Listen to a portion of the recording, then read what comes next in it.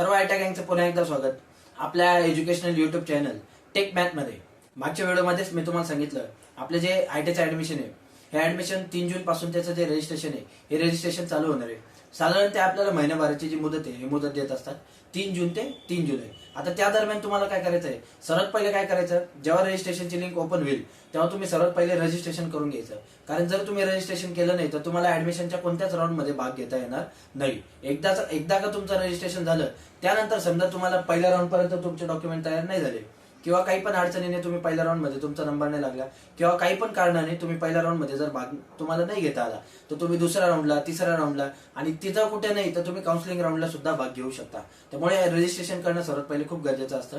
तर त्याआधी तुम्हाला एक सांगेल, आता आपल्याला आयटीला जे काही कागदपत्र लागणार आहे हे कागदपत्र कोणते कोणते तुम्हाला तयार ठेवायचे, यातले बरेचसे आता तुमचे ऑलरेडी तयार झाले असेल, तुम्ही याचे व्हिडिओ पण बघितले असेल किंवा मधल्या सुट्ट्यांच्या दिवसांमध्ये काही मुलांनी तयार पण केले असेल. ज्यांचे तयार नसेल त्यांनी कोणते कोणते डॉक्युमेंट प्रायोरिटीवर ठेवून तयार करायचे हे मी तुम्हाला पहिले सांगून देतो. तर या व्हिडिओमध्ये बघूया आपण कोणते कोणते डॉक्युमेंट आपल्याला लागणार आहे. आता मार्कशीट वगैरे हे सर्व बाजूला राहू द्या. यावर्षी मुलांना सर्वात जास्त एका डॉक्युमेंटने प्रॉब्लेम आलाय ते म्हणजे त्यांचे मोबाईल नंबर. काय मोबाईल, तुम्हाला ऐकून विशेष वाटेल पण आपल्या आयटीचे जे सध्या PRN नंबर असेल, ऑनलाईन रजिस्ट्रेशन असेल, अप्रेंटिस पोर्टल असेल, जेवढं काही काम असेल ते सर्व त्यांचे मोबाईल नंबर आणि जीमेल अकाउंट मुळे झालेले आहे. त्यामुळे तुम्हाला सर्वात पहिले एक काम करायचं आहे, हे सर्व डॉक्युमेंट राहू द्या. सर्वात पहिले तुम्हाला एक काम करायचं आहे, एक कोणता पण साधा मोबाईल का असेल ना चालणार आहे, ज्याच्यावर मेसेज येईल, ज्याच्यावर टेक्स्ट मेसेज येईल, ज्याच्यामध्ये बॅलन्स असेल आणि ज्याचा मोबाईल नंबर तुमचा चालू राहील आणि मेन म्हणजे तो मोबाईल नंबर तुमच्या आधार कार्डला लिंक असेल. हे सर्वात पहिले काम तुम्हाला करायचं आहे. कारण त्याच्याशिवाय तुमचं आयटा नाही, तुम्ही कुठे पण ऍडमिशन घ्या त्याच्याशिवाय तुमचं कोणतंच काम होणार नाही. कारण आता जेवढे पण रजिस्ट्रेशन आले, समजा रजिस्ट्रेशनचा OTP आला, आधार कार्डचा OTP आला, समजा कोणता मेसेज आला, PRNचा मेसेज आला, बँकेत खात्यात अकाउंट पैसे जमा, विद्यावेतन जमा झाल्याचा मेसेज आला, कोणता पण मेसेज आला, यासाठी तुम्हाला कंपल्सरी एक मोबाईल नंबर घ्यायचा आहे. एक मोबाईल नंबर. समजा तुमच्याकडे मोबाईल नंबर नसेल तर तो तुमच्या पॅरेंटचा जरी असेल, पालकांचा जरी असेल तरी चालेल, पण तो मोबाईल नंबर कंटिन्यू चालू पाहिजे, त्याच्यामध्ये रिचार्ज पाहिजे आणि त्यापेक्षा महत्वाचं तो मोबाईल नंबर तुमच्या आधार कार्डला लिंक पाहिजे. तुमच्या आधार कार्डला तो काय पाहिजे, लिंक पाहिजे. एक वेळेस बँकेला नसलं तर चालेल पण आधार कार्डला तुमच्या कंपल्सरी लिंक पाहिजे. ठीक आहे, तर हे सर्वात पहिले तुम्ही लक्षात घ्या. बाकीचे कागदपत्र मी सांगणारच आहे, सर्वात पहिले तुम्ही ही गोष्ट लक्षात घ्या. आणि एक जीमेल अकाउंट, जर तुमच्याकडे स्मार्टफोन असेल म्हणजे आपला अँड्रॉइड मोबाईल असेल तर एक तुमचं जीमेल अकाउंट पाहिजे. एवढ्या 2 गोष्टी पहिले लक्षात ठेवा. आता बघूया तुम्हाला कोणते कोणते डॉक्युमेंट लागणार आहे. इथं कास्टनुसार हा टेबल एकदम मस्त आहे. याच्या जे कास्टनुसार आहे, कास्टनुसार सुद्धा आपल्याला सर्व डॉक्युमेंट बघायला भेटणार आहे. सर्वात पहिले बघूया आपण मूळ 10वी पास मार्कशीट. हे तर सर्वात मॅन्डेटरी आणि सर्वात कंपल्सरी डॉक्युमेंट आहे, जे कोणत्याही कास्टच्या मुलाला लागणार म्हणजे लागणार. तुम्ही ओपन असाल, EBC असाल, EWS, OBC, VJNT, SBC, SC, ST कोणत्या पण कास्टचे असाल तुम्हाला 10वीचं मार्कशीट लागणार आहे. आणि हे जवळपास सर्वांकडे असतं. त्यानंतर शाळा सोडल्याचा दाखला, हा पण जवळपास सर्वांकडे असतो. याची एक गोष्ट लक्षात घ्या, मूळ दाखल्याला ते आपल्याला थोडे दिवस हे देतात, सूट देतात दाखल्याची, की तुम्ही आज नाही 7 दिवसांनी जमा करा, 14 दिवसांनी जमा करा. पण बरेच मुलं काय करतात, आयट्या सोबत बाहेर 12वीला वगैरे पण ऍडमिशन घेतात. मग दोघांपैकी एकाच ठिकाणी जो मूळ LC म्हणजे ओरिजिनल LC तो ते काय करतात, जमा करतात. पण आयट्यामध्ये तुम्ही हा प्रयोग शक्यतो करू नका. हा लक्षात. कारण काय होतं, ज्या मुलांचा LC जमा नसतो कालांतराने त्यांचं 2 महिन्याने, 3 महिन्याने, 4 महिन्याने जे नाव आहे हे नाव कमी होऊन जातं. त्यामुळे तुम्ही एका वेळेस एकाच ठिकाणी ऍडमिशन घ्या. भले तुम्ही आयटीला घेत असाल, 11वी 12वीला घेत असाल तर एका वेळी एकच तुम्ही टास्क जो आहे हा टास्क पूर्ण करा. तर मग आपल्याला शाळा सोडण्याचा दाखला हा कोणाकोणाला लागणार आहे, प्रत्येक कास्टला. ओपन असेल, EWS असेल, OBC असेल, VJNT, SC, ST प्रत्येक कास्टला हा जो डॉक्युमेंट आहे हा कंपल्सरी लागणार आहे. त्यानंतर कास्ट सर्टिफिकेट. आता कास्ट सर्टिफिकेट म्हणजे ज्या आपल्या रिक्त जागा, आपलं रिझर्वेशनच्या जागा आहे फक्त यांच्यासाठीच आपल्याला कास्ट सर्टिफिकेट लागणार आहे. म्हणजे OBC, NT, SC, ST याच लोकांना फक्त याचे लागणार आहे. आता जे ओपन कॅन्डिडेट आहे यांना याची गरज नाही. ओपन EBC किंवा EWS हे जे कॅन्डिडेट आहे यांना याची गरज नाही. गरज कोणाकोणाला आहे, OBCला, VJNT, SBC ला आणि SC, ST यांना याची गरज आहे. त्यानंतर कास्ट व्हॅलिडिटी. कास्ट व्हॅलिडिटीची पण ओपनला, त्यानंतर EWS ला यांना गरज नाही. जे जे कास्ट सर्टिफिकेट काढणार आहे त्यांना कास्ट व्हॅलिडिटी काढणं गरजेचं आहे. ठीक आहे, कोणाकोणाला लागेल, OBC, VJNT, SBC आणि SC, ST. एक गोष्ट लक्षात घ्या, तुमचा जात वैधता प्रमाणपत्र नसला एक वेळेस तर तुम्हाला चालेल, आलं लक्षात. पण जो जातीचा दाखला आहे, कास्ट सर्टिफिकेट आहे, हा तुम्हाला कंपल्सरी काढावाच लागेल. कारण जात वैधता प्रमाणपत्र काढायला टाइम लागतो, बराच वेळ जातो. जे मुलं 11वी 12वी करून आलेले त्या मुलांना ऑलरेडी हे माहिती असेल, हे काढायला खूप वेळ लागतो आणि याच्यासाठी खूप डॉक्युमेंट लागतात. SC ST ला तर फार स्ट्रिक्ट येते, त्यामुळे याला टाइम लागतो. NT OBC यांचं एक वेळेस थोडंसं लवकर निघू शकतं, पण मग SC ST ला याला खूप टाइम लागतो. त्यानंतर आहे नॉन क्रिमिनल. आता हा जो नॉन क्रिमिनल आहे हा पण प्रत्येकाला काढायची गरज नाही, आणि याची जी व्हॅलिडिटी ही व्हॅलिडिटी पण चेक करायची. हा कुठपर्यंत चालला पाहिजे आपला, 31 मार्च पर्यंत चालला पाहिजे. कुठपर्यंत, 31 मार्च 2025 पर्यंत चालला पाहिजे. याचा अर्थ हा दाखला तुम्हाला याच वर्षी काढावा लागेल, आणि याची व्हॅलिडिटी किती असते, 1 इयर, 1 वर्ष याची व्हॅलिडिटी असते. बरोबर तुमचा 2025 पर्यंत चालणार आहे. त्यानंतर आता नॉन क्रिमिनल लागेल कोणाकोणाला ते आपण पहिले बघून घेऊ. ओपनला काही गरज नाही, EWS ला काही गरज नाही, OBC, NT, SC, SC ST ला पण याची काहीच गरज नाही, SC ST ला पण याची गरज नाही.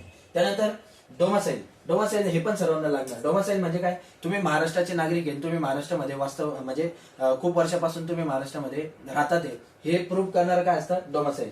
आणि नॅशनॅलिटी, तुम्ही भारताचे नागरिक आहे, तुम्ही खूप वर्षापासून भारतात राहता, हे सांगणारं डोमासाईल आणि नॅशनॅलिटी असतं. हे पण जवळपास कोणताही कागद असो त्यांना हे लागणार म्हणजे लागणार. Open, OBC, SBC, SC, NT जे काय असेल सर्वांना हे लागणार म्हणजे लागणार. त्यानंतर आहे आपलं उत्पन्नाचा दाखला. हे पण कंपल्सरी डॉक्युमेंट आहे. हे पण एकूण एक जेवढं पण कागदचे मुलं आहे तेवढं सर्वांना हे जे उत्पन्नाचा दाखला हा सर्वांना लागणार आहे. ओपन असेल, SBC, OBC, NT, SC, ST सर्वांना उत्पन्नाचा दाखला कंपल्सरी लागणार आहे. त्यानंतर आहे पासपोर्ट साईजचे 4 फोटो. आता हे पण एक लक्षात घ्या, ज्या मुलांकडे आता पासपोर्ट साईजचे, हे तर थोडंसं सोपं काम आहे, पण तरी तुम्ही काय करा, जे पासपोर्ट साईजचे कमीत कमी 20-25 फोटो तुमच्याजवळ राहू द्या. काही वेळा ते हरवून जातात, काही वेळा एक फॉर्म 2-3 वेळा भरावा लागतो, काही वेळा अपलोड करावा लागतो, काही वेळा सायबरला द्यावा लागतो. तुम्हाला मेडिकल सर्टिफिकेट राहील, तुम्हाला फिटनेस सर्टिफिकेट राहील, तुम्हाला आय कार्ड राहील, अशा बऱ्याच गोष्टीला म्हणजे पूर्ण वर्षभरात तुम्हाला 30-35 फोटो, 20-25 फोटो तर आरामशीर लागणार. त्यामुळे तुम्ही 30 ते 35 फोटो तुमचे पासपोर्ट जे हे तयार राहू द्या. त्यानंतर आहे अद्ययावत केलेले आधार कार्ड व मोबाईल लिंकिंग. हे मी तुम्हाला सर्वात पहिले सांगितलं काय. एक मिनिट थोडं खाली घेऊया. हा, तर अद्ययावत केलेले आधार कार्ड, मोबाईल लिंकिंग म्हणजे काय, तुमचं जे अपडेट केलेलं आधार कार्ड आहे, तुम्ही जर लहानपणी आधार कार्ड काढलं असेल तर तुमचा चेहरा आता थोडा म्हणण्यापेक्षा बऱ्यापैकी जो चेहरा आहे हा तुमचा चेंज झाला असेल. त्यामुळे तुम्ही अपडेट केलेलं आधार कार्ड आणि त्याला सोबत मोबाईल लिंक केलेलं, हे मी तुम्हाला सर्वात पहिले सांगितलं होतं की आधार कार्ड हे कोणाला लागेल, एकूण एक कास्टला, SC, NT, OBC कोणी पण असेल प्रत्येकाला ते लागणार म्हणजे लागणार. त्यानंतर राष्ट्रीयकृत बँकेचे खाते, मोबाईल लिंकिंग हे पण तेवढंच महत्वाचं आहे. पण याला थोडासा काय भेटू शकतो, आपल्याला टाइम भेटू शकतो. मी तुम्हाला शेवटी सांगणार आहे कोणते दाखले तुम्हाला पाहिजे म्हणजे पाहिजे, आणि कोणत्या दाखल्यानं तुम्हाला मुदत ही 10 दिवस 5 दिवसाची मुदत ही भेटू शकते. तर त्यातलं हे एक आहे की जे बँकेचे अकाउंट आहे, हे समजा आता काही मुलांचा अंडर एज आहे, 18 पूर्ण नसेल, 17 वर्षाचे असेल, जे 12वी करून आलेले मुलं त्यांचं अकाउंट असेल, पण जे 10वी पास झालेले या मुलांचं बँकेत अकाउंट नसेल, त्यामुळे त्यांना याच्यासाठी तुम्हाला 10 दिवस 15 दिवस 20 दिवसाची आरामशीर मुदत भेटून जाईल. याचं तुम्ही जास्त टेन्शन घ्यायचं नाही. पण जेव्हा कधी तुम्ही अकाउंट काढाल तर ती कोणती पाहिजे, राष्ट्रीयकृत म्हणजे नॅशनलाइज बँक पाहिजे. हे कशासाठी लागतं तुम्हाला, जेव्हा तुम्हाला जे आयटीचे मुलं आहे या सर्वांना महिन्याला 500 रुपये स्टायपेंड मिळत असतो. म्हणजे तुम्हाला सरकार शिकायचे पैसे देतं, महिन्याला किती, 500. याचा अर्थ वार्षिक तुम्हाला 6,000 रुपये मिळतात. तर हे 6,000 रुपये त्यांना तुमच्यापर्यंत पोहोचवण्यासाठी हे बँकेचं अकाउंट असणं गरजेचं असतं. हे कोणासाठी, सर्व कास्टसाठी हे कंपल्सरी. त्यानंतर आर्थिकदृष्ट्या मागास प्रमाणपत्र, हे फक्त आणि फक्त EWS ला, म्हणजे जे इकॉनॉमिक विकर सेक्शन आहे, EWS इकॉनॉमिकली विकर सेक्शन, त्याचाच मराठी अर्थ होतो आर्थिकदृष्ट्या मागास वर्ग.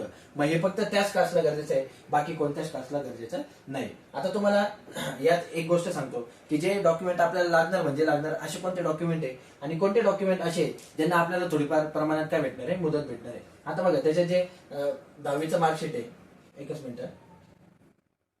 हा, मोबाईल नंबर 1 नंबरला, मोबाईल नंबर तुम्हाला लागणार म्हणजे लागणार. आज उद्या 5-10 रुपये, 50 रुपये, 100 रुपयाला सिम कार्ड भेटून जातं.